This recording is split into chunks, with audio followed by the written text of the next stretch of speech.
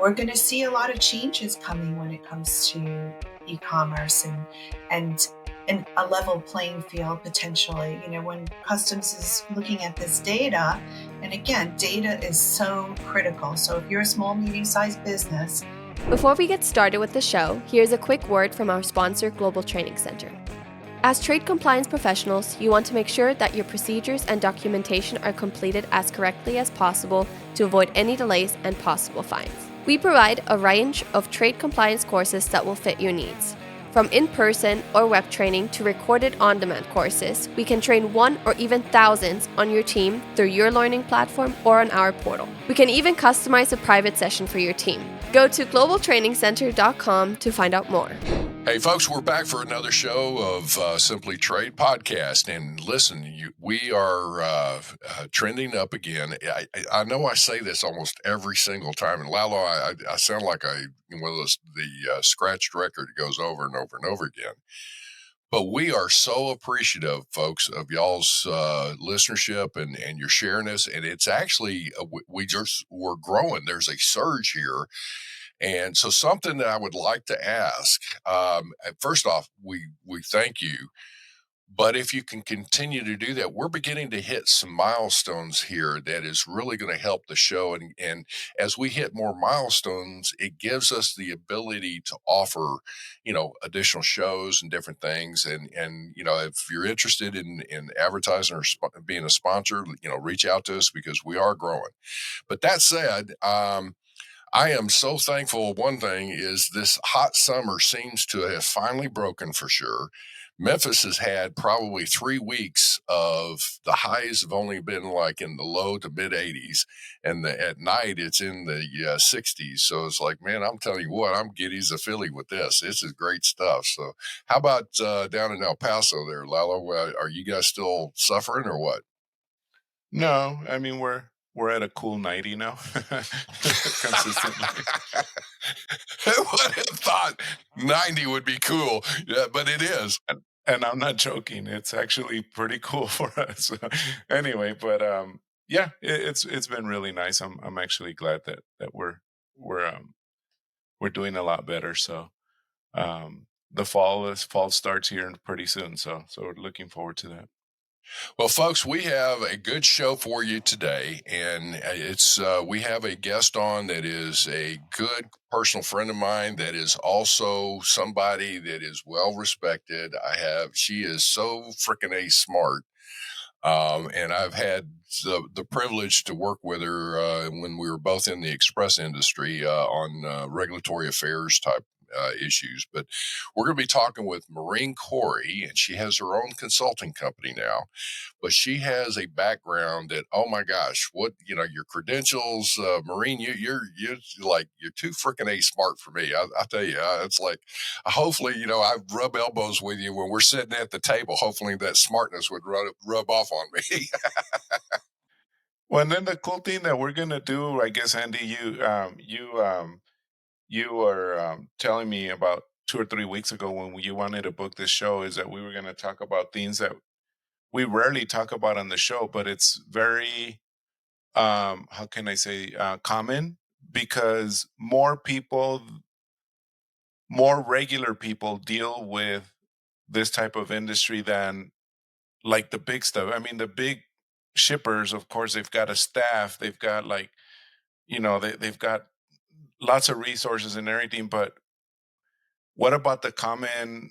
I'm not going to say common, but the normal or the typical um, small business. You know what I mean? And it's so easy these days to get into business in Shopify, on Etsy, on Amazon, on eBay, and so many other aspects. I mean, I'm not exactly sure to what degree we're going to be talking about this, and we're talking about e-commerce. To a degree, e-commerce and other aspects, but here at Global Training Center, and I've said this before on the show, but here at Global Training Center, that's who tends to call us a lot. And what do I do? And it's kind of hard to tell them, boy, you're you're in for a big one, because I mean, it's not that easy to say, oh, I'm going to import this. I mean, it technically could be, but I mean, I'm glad that we're addressing this because people can also check that out on the podcast and listen to, what this may involve. So again, and because we never script our show, the conversation can go in so many different directions. But anyway, I'm glad that we're doing, and I'm glad you reached out to Maureen, and we're able to talk about this topic because we rarely cover it. Well, first off, Maureen, thank you for joining our show and welcome for today's discussion. I think it's going to be good. Thank you so much, guys, for having me on. I appreciate it. Well, listen, one of the things, again, is as we were talking about this, is on the, talking about e-commerce. Now, one of the things, folks, e-commerce, I have to go back a little ways and just say, there was a company that it was not called e-commerce at the time, but there was a company for decades that dominated the catalog business. And that was, you would get this great big catalog in the mail, and kids would take it and sit down in the living room and they would page through it and they would circle what they wanted for Christmas and all that. And the Sears and Roebuck catalog. And you would, your parents or somebody would, look at that and order it up and it would come in. All of that is, I guess, in today's world, the catalog has been replaced with a digital or online catalog, and you're doing the same thing. You're scrolling your phone, you're scrolling your computer, and you're picking out whatever you want. And it's, of course, it's a lot faster in today's world, hence the or electronic commerce scenario there. But there are so many companies and businesses that are in e-commerce. If you don't sell online, you're really missing out on revenue. Would you agree with that, Maureen? Yeah, I think, to your point, the catalog is a great example, of years past, right? And I think there's so many different avenues that we could talk about here, right? Between, the seller, the buyer, which is you or me online, right? And then you have the forwarders who have to handle certain aspects from a compliance clearance portion, and the list goes on. It's massive.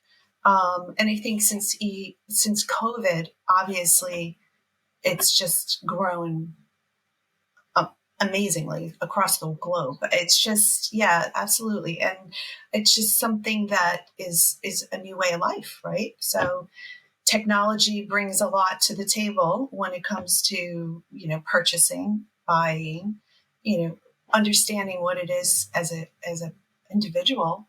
I'm going to buy something online, but it's coming from Australia. What does that mean for me?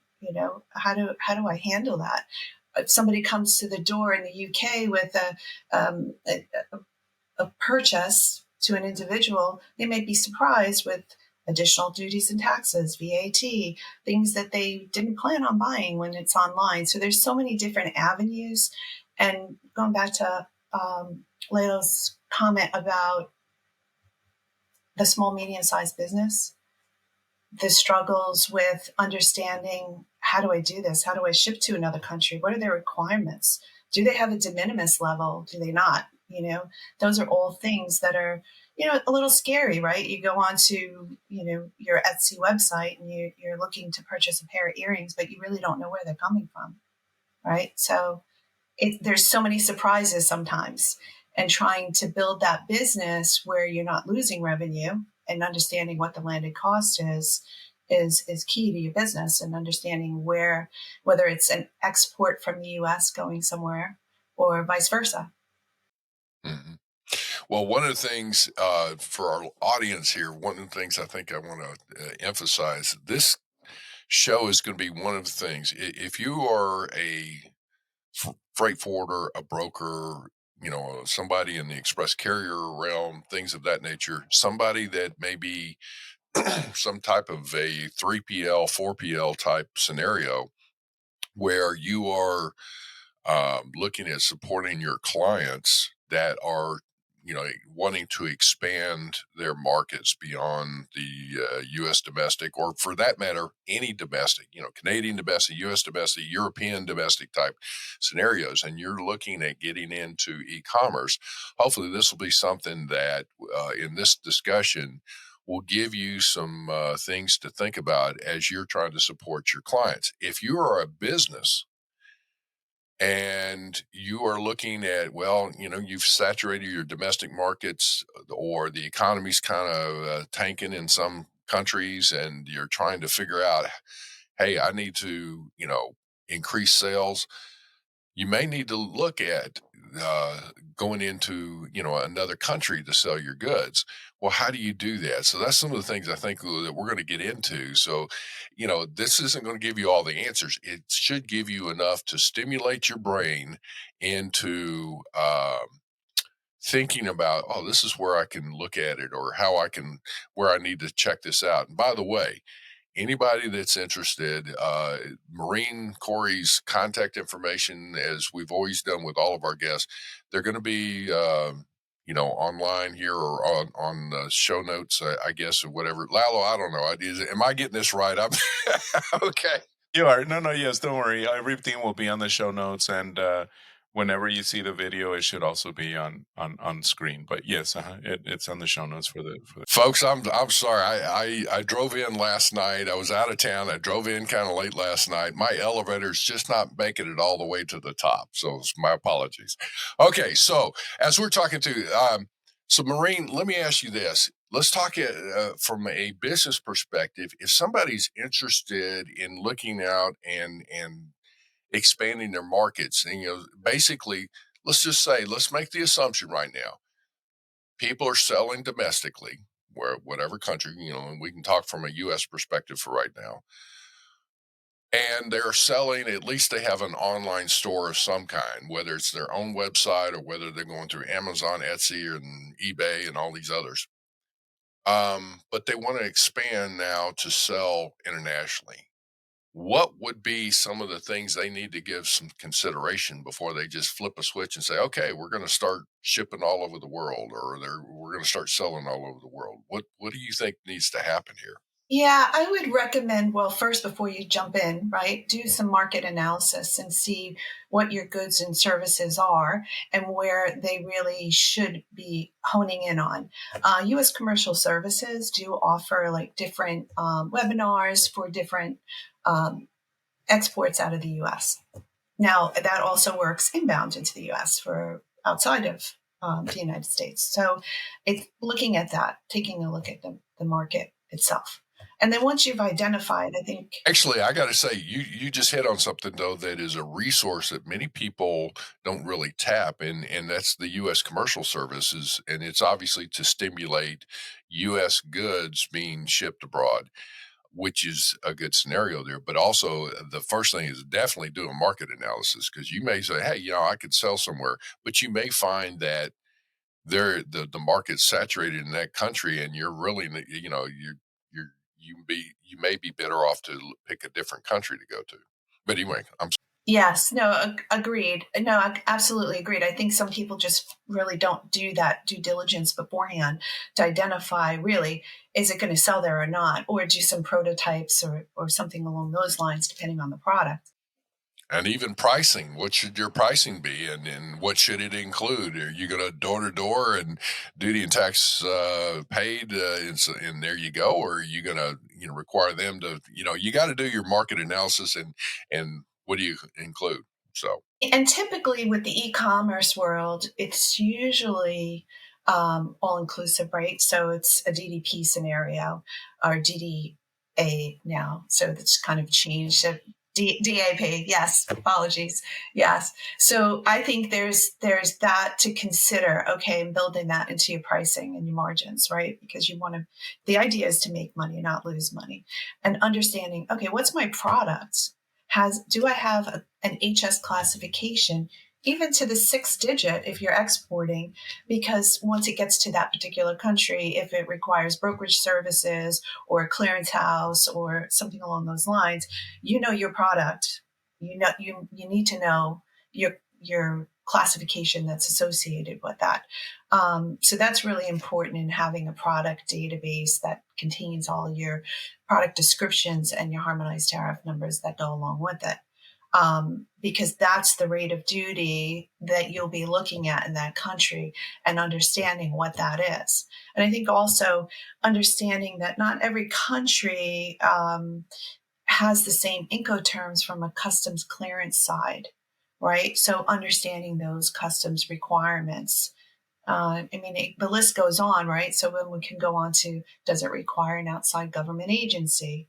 Does it require licensing? Even though it may be under a de minimis in a particular country or not, if it's an e-commerce good and it's something that, I'll use drones, certain drones do require licensing.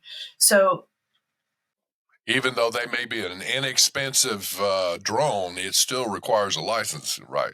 Depending on its capabilities, right? And, you can go into export control requirements along with that. So it's understanding your product. Just a second. You've and forgive me for interrupting, but it's like, again, for our listeners, we have a lot of folks that are listening that are not necessarily in the trade, and they're learning as they go along. You've heard us use the term Incoterms. You've heard us use DDP or DAP and all that. I'm not going to go into the definitions, but the Incoterms themselves, that stands for International Commercial Terms of Sale. So you need to check that out, and we can talk through that. But basically what it does, and it's something you ought to learn, whether you're dealing with it on an international basis or even understand what Incoterms are in domestic transactions. But that's something you ought to check out. But anyway, from that perspective, it's like, when you look at an Incoterm of what is the seller responsible for, what's the buyer responsible for, things of that nature, like transportation, clearance of goods, when does the responsibility or risk transfer from one to the other. So that's what all that Incoterms means. All right, so back to what we're doing is continue on, like you said, agencies, all that kind of stuff. What? And then, you even have to look at the modes of transport, right? So you have different requirements for different modes of transport. If you look at like the postal service globally, there's different requirements, different data sets too for your products, or for, let's say, the forwarder too, because there's a whole pipeline of people involved, right? And I think it really goes back to knowing your customer, knowing your customer base, your onboarding process for, let's say, you're being onboarded as a marketplace onto a platform where you're an Etsy, seller of jewelry, for example, and knowing your harmonized tariff, where you're going to send it to, the goods, and then if you're going to do postal, ocean, air, road, rail, there's so many different options, right? So, well, I would say let's there are, I used to say there were, everybody would say there's 4 major modes of transportation. I always say then there was 5, but now I have to say, because you made me think, there's really 6. So you've got the traditional 4, air cargo, rail, truck, and ocean. And then I added Air Express as a 5th major mode because the FedEx, TNT, DHL, UPS have created that major mode. Express is different than air cargo.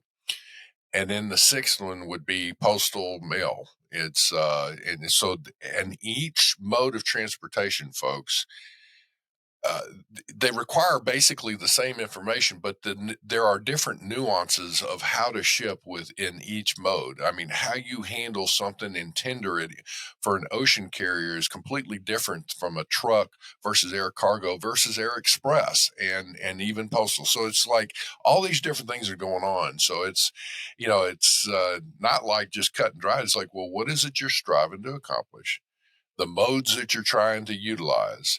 And then from there, you can put your game plan together on how to maximize the efficiency of that mode of transportation to match your operation and in what you're striving for your client.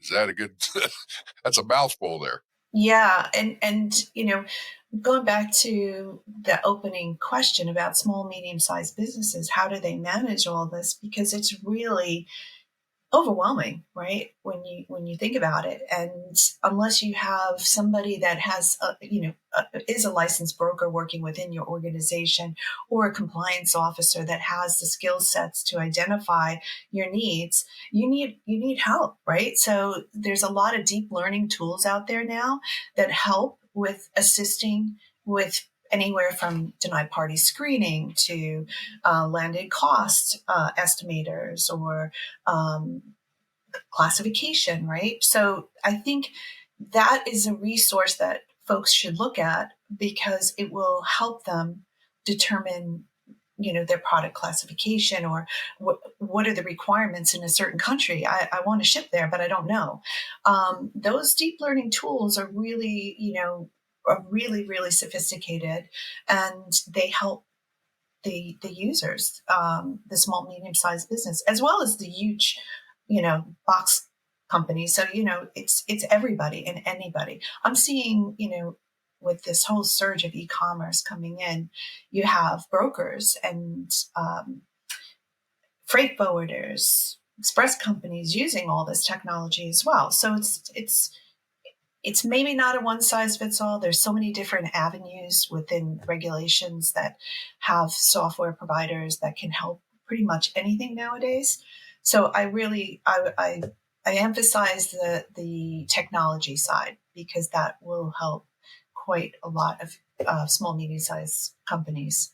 And then when you're talking about the modes of transport, if you look at postal, which, Andy, as well as I do, with the express and the de minimis and the, going to try to get the same even playing field, we're going to see a lot more of that, right? We're going to see a lot more, well, this isn't even. We need to look at, okay, I want an $800 de minimis for express because it's the same product in the postal side, right? So there's so much going on in this e-commerce world right now, that it's kind of probably multiple shows, right, that you could cover some of this stuff. But from a small, medium size business, understanding the mode of transport is important.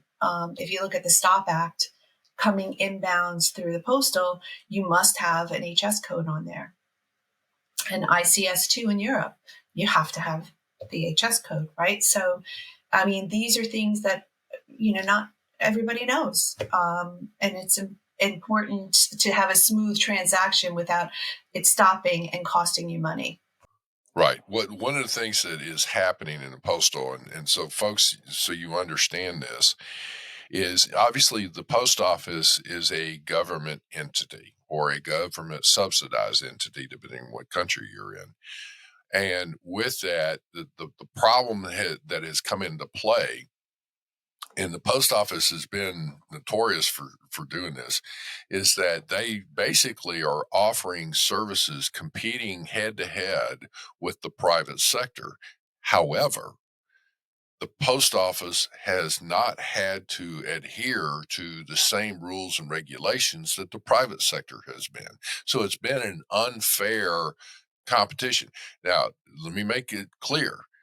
The private sector in this case, again, it was FedEx, UPS, TNT, DHL at the time, was not at all adverse to having any postal company out, or service out there competing in the private sector. Just play by the same rules. And the problem is they weren't. So the point being is now, and it's taken decades, so it's a little frustrating.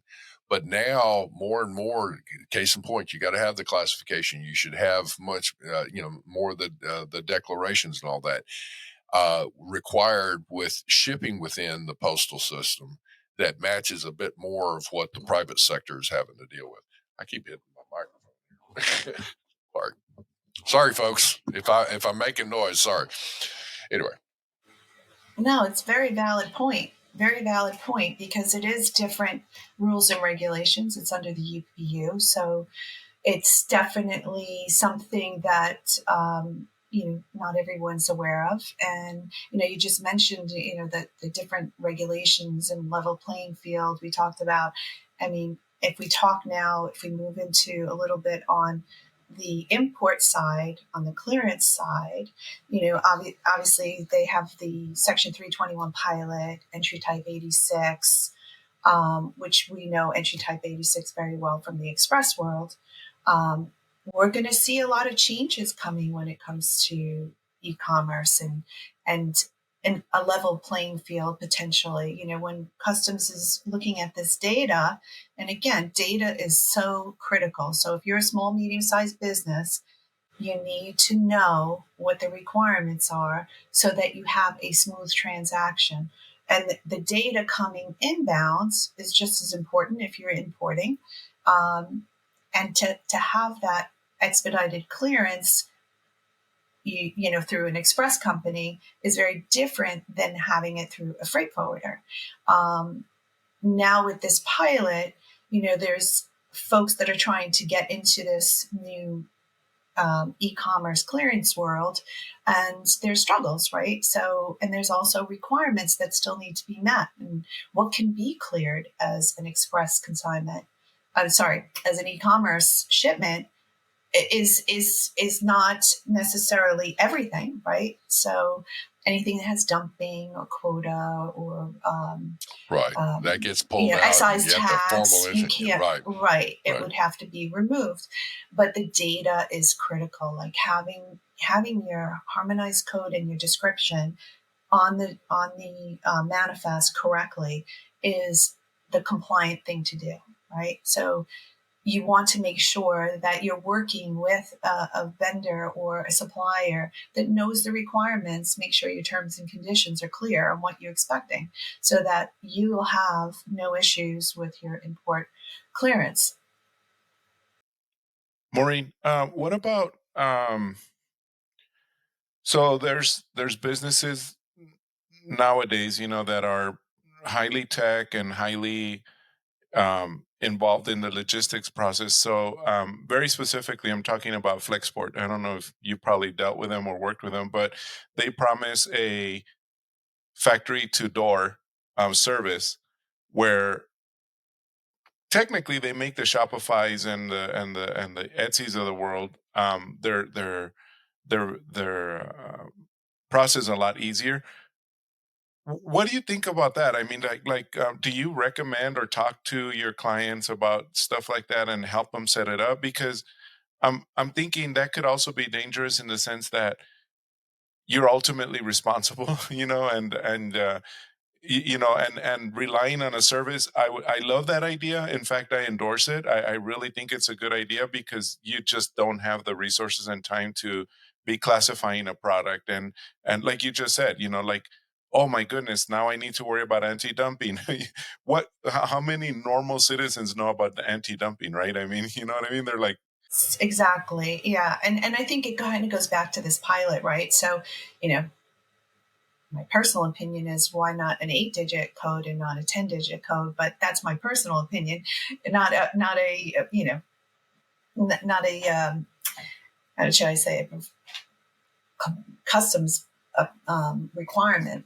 If you have 8 digits, then you don't have to have a broker, right? But 10 digits, you have to have a broker involved. So to me, going to your question, this e-commerce is growing. It's not getting smaller, but the requirements are the same, right? So customs expects that you do due diligence on your knowing who your customer is. I think that's critical to your business. And Flexport would be a customer, technically, right? So knowing your customer, doing audits, checking, validating has to happen. So even if you're a small company, there still needs to be checks and balances in place, right? And there is a trust level, right? And building a relationship with a good partner. And who's that good partner? And if you have that partnership with them and they're doing well and they're a trusted partner, whether they're CTPAT or they're a trusted partner within your organization, that's critical to document and make sure that you have some type of audit trail that you're showing that, okay, yes, it's a third party provider, but they're good. They know what they're doing. Let's say it's an 80-20 rule. I don't know. I'm just throwing it out there. They're 80% effective, and 20% of the time we identify something, they correct it right away. So there's that. So it's a relationship. All this has become relationships, right? And building the trust within that relationship that they are compliant and we're checking. Well, one of the things too that as you're going down that road, even having good service providers and all that, it also comes back to, when we were talking about a Section 321, folks, that's the de minimis. It's called a Section 321 or S321. That's coming into the U.S. So it's goods valued less than 800. You've heard the term that we've used, de minimis, meaning that it is a low value shipment that shouldn't require regular entry unless it qualifies for, like you were saying, anti-dumping and all that. So it's just a faster, streamlined way of doing it, but it's cleared off of the manifest is what we're talking about. So let's talk about for just a second, how is the manifest created? A carrier has to create a manifest to declare to customs, this is what's on my airplane, my truck, or whatever. But it starts with the individual shipment, and that individual shipment has to have what kind of paperwork here. So, where's it come from there, Maureen? So it could come from different people, right?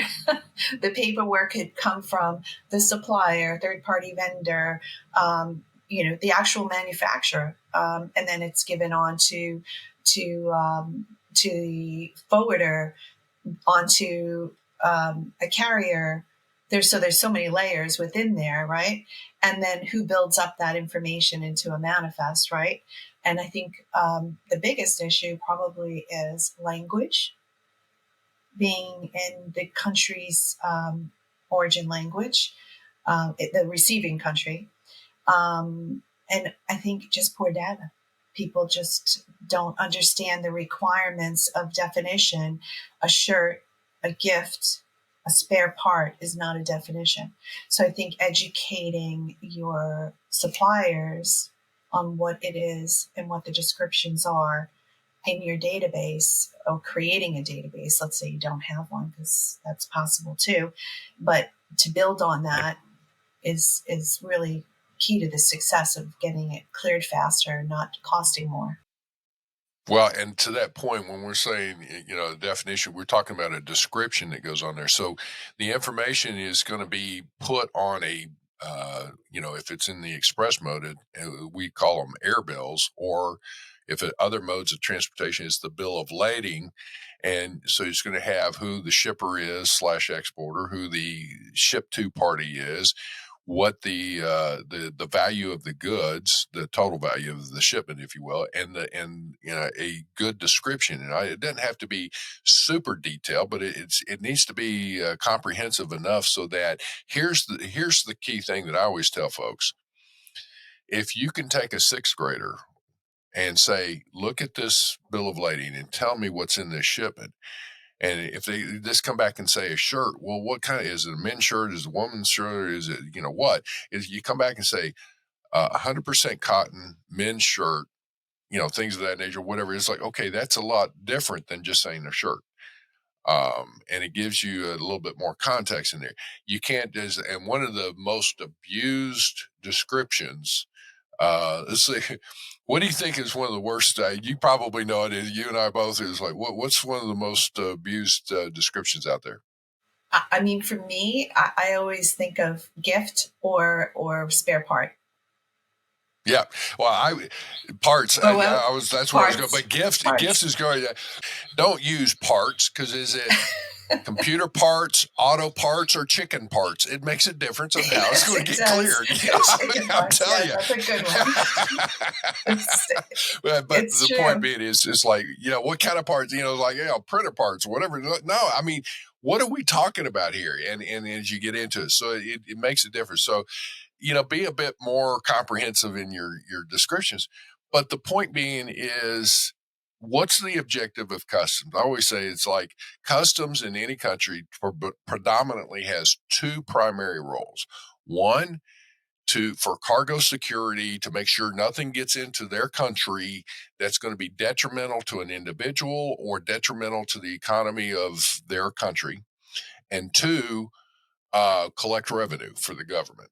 And those are the two primary things. So put yourself in that role and you take a shipment and look at it and go, can I figure out what this is? Because one shipment could be a case of 3-ring binders. The next one could be, a shipment of 3 coffee mugs, and the next one could be, a guitar that somebody's bringing in. I mean, it's just you got to figure out what you're dealing with, and have some respect for the customs people, because they're trying to process all. Yes.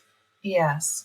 And I think to that point too, they need to know what's in the box, and make it. Yeah. And listen, there's bad actors in the world too. I mean, it's just a fact, right? So you don't want to be dealing with the bad actors. You want to make sure companies are legitimate. You're doing your due diligence. You're making sure, okay, this is a legitimate company. We have issues with IPR every day, contraband. So it's important to know your suppliers, know your buyers, know your business. Mm-hmm. Excellent. Okay, so as somebody's looking at this, whether you're importing, exporting, you obviously have to have accurate information and descriptive information. The classification, you should definitely have it. It sounds, excellent. Definitely for the 6 digits. Go ahead. There's nothing wrong. Nothing says you can't go ahead and go at least to the 8th digit. I think it's, in my personal opinion, and this is where, now listen, a lot of brokers also sit there and argue with them and whatnot. I think this push to say, well, if it goes to the 10 digits, it's got to be a customs broker. Go pound sand. I can come up with stuff. You can validate it or whatever, but you're just trying to create a market where, it requires certain things. Like, okay, it's like, It's a get the requirement, classification. though. 10 I know digit. It that's is. what I'm saying. But Yeah. the point being is, there's certain things that the brokerage, shall we say, the industry, have put some things in legislation and have put it out there. So they're trying to, in a sense, legislatively put that stake in the ground for their industry. I get it, and I respect that. I think there's a lot of brokers that should be providing better services than what they are. There we go. The other is this stuff on de minimis and the hoopla and all that. The only one is that when we start diving into the de minimis, the only one that seems to be benefiting from that, of what would be entry requirements, is the brokers. It's not the importer. The importers, this is stuff is moving through. So it's like, there we go. Now, I'm probably the next conference I get to going to be accosted, but You might be, but listen, it's, there's interesting differences, right? I think growing up in the express world and having the ability to have a super integrated system, right, where a lot of money was invested to see transactions move and know exactly where they are along the way, right? Where a broker or forwarder doesn't have that ability, right? So I think they're two different worlds, and I think there's a lack of education on certain sides of the fence, and understanding what that all means, right? This proposed new legislation, whether to reduce the VAT or not, it clearly looks as if maybe they don't understand the full picture. And also volumes. I mean, customs being able to handle volumes is an issue, right? Because e-commerce is blown up. And, there needs to be an equal playing field, a leveled one anyway. And, there's so much down the road. I think we need to also be looking into the future already. I mean, being proactive and identifying different technologies that will support customs, that will support the SMEs, brokers, etc., and really taking a look at, the new framework for Europe looking at what the changes will be. It's a global initiative, right? So, WCO, WTO, and folks can get involved, right, through TSN or COAC or through their associations that they're involved with, and maybe have more educational courses on differences. What does one look like versus the other? And then throw in the post. I was going to say, one of the things, though, folks, look at different trade associations that you need to consider. They're going to be the beauty of a trade association. They're going to have staff. They're going to be proficient on the current situation, any legislation, any regulations, and things of that nature.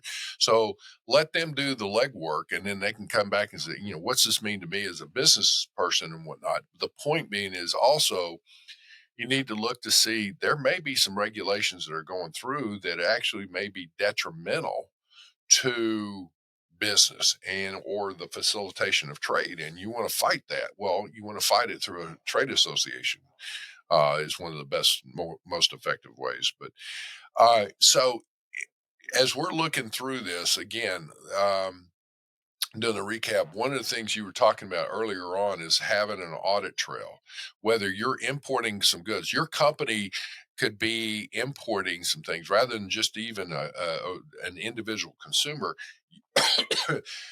There's business to business e-commerce, and as things are coming in, one of the things that would help is if you've got a purchase order that shipment is coming up against, or an order number or something that should be on that bill of lading, so that there's an audit trail there. It's not going to be immediately after that shipment. It's going to be, when it goes through the accounting process. Well, how do I match this up and where is it going? Help your accounting folks, especially accounts payable and accounts receivable, so that they know where to charge that internally as far as budgets and things of that nature. Would you agree with that, using the reference on the bill of lading? Yeah, absolutely. I mean, there's so many different opportunities from an audit trail perspective. That is perfect for one. I find a lot of customers ask me to come in and look for their gaps. Show me the gaps. Where do I need, record retention? How's my audit trail look like?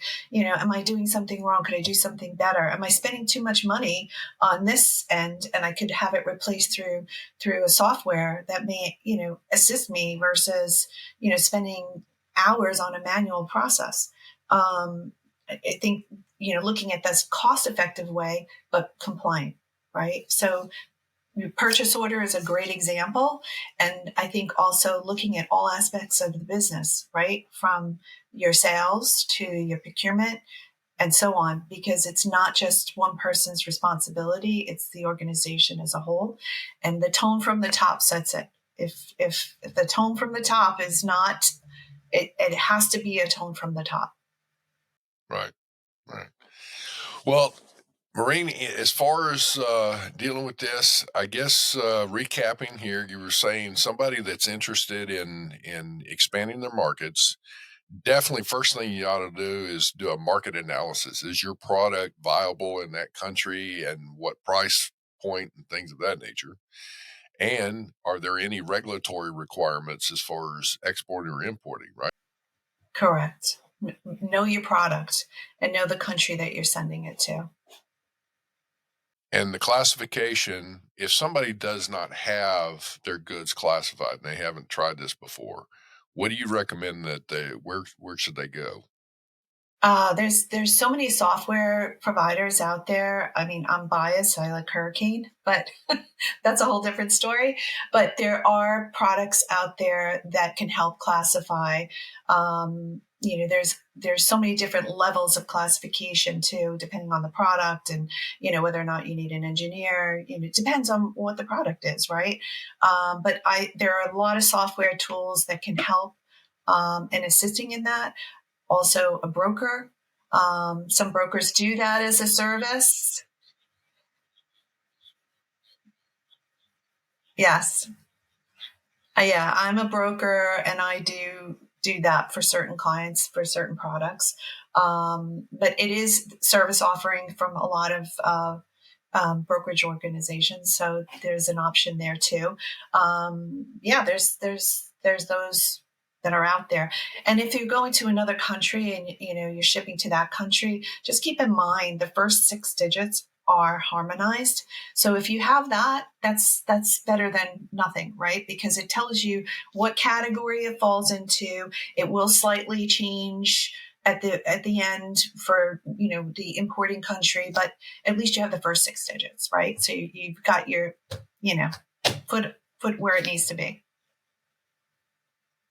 Determining the mode of transportation you want to utilize.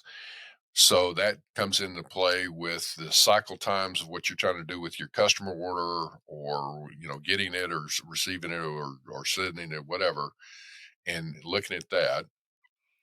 I guess the other scenario, though, there still comes back into an IT perspective. If you're going to start opening that up from an IT, all websites are not just universally open to every country around the world. So you're going to have to reach out to your IT side and say, I want to start selling in France, or I want to start selling in Namibia, in it's part of the South African continent, or whatever.